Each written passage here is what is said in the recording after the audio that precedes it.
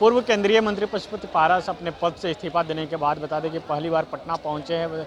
जिस तरीके से एनडीए में सीट शेयरिंग हुआ और उनकी पार्टी को तवज्जो नहीं दी गई, उसके बाद वो पटना पहुंचते हुए यहाँ से पटना एयरपोर्ट से सीधे राबड़ी आवास के लिए रवाना हो गए हैं और राबड़ी आवास में जाके लालू प्रसाद यादव से मुलाकात करेंगे, साथ ही साथ तेजस्वी यादव से मुलाकात करें। और जो बात जो चल रही है कि 3 सीट पर जो पशुपति पारस को मना लिया जाएगा, तो क्या पशुपति पारस जो है 3 सीट पर मानने के लिए तैयार होंगे या नहीं, यह सबसे बड़ी बात रहेगी। उसके साथ साथ अगर बात कर ली जाए तो कौन कौन सीट पर उनकी अगर नज़र रहती है यह देखना होगा, क्योंकि हाजीपुर जो सीट है वो हाजीपुर सीट पर शुरू से दावेदारी कर रहे हैं। और ऐसे में क्या जो महागठबंधन में अगर वो जा रहे हैं तो महागठबंधन में हाजीपुर सीट उनको मिलती है या नहीं मिलती है। उसके साथ साथ उनके जो भतीजे हैं और उनके पार्टी के जो प्रदेश अध्यक्ष हैं प्रिंस राज, वो समस्तीपुर सीट पे दावेदारी कर रहे थे, तो क्या समस्तीपुर सीट मिलती है या नहीं, ये सबकी बड़ी निगाह बनी रहेगी।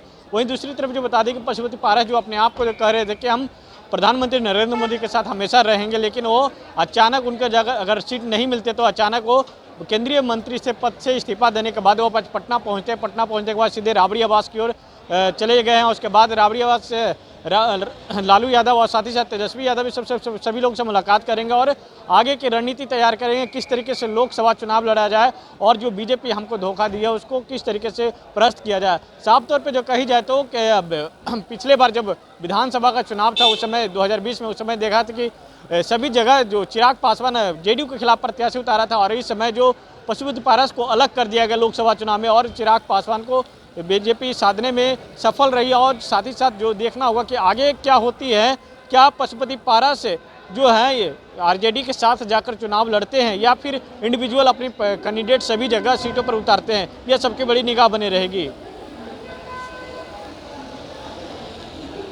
IIT जी नीट एस्पिरेंट्स के सपने को पंख देने आ गया है कंप्लीट सॉल्यूशन इंस्टीट्यूट। यहाँ है smart classroom, 1-to-1 doubt clearing session, ask the expert, video solution और भी बहुत कुछ। मतलब हम करेंगे आपको गाइड, बनेंगे आपके mentor. Foundation classes from class 6 onwards for your bright future. Visit complete solution institute. Dhanbad और गिरडी का सबसे बड़ा डायग्नोस्टिक सेंटर आविष्कार डायग्नोस्टिक।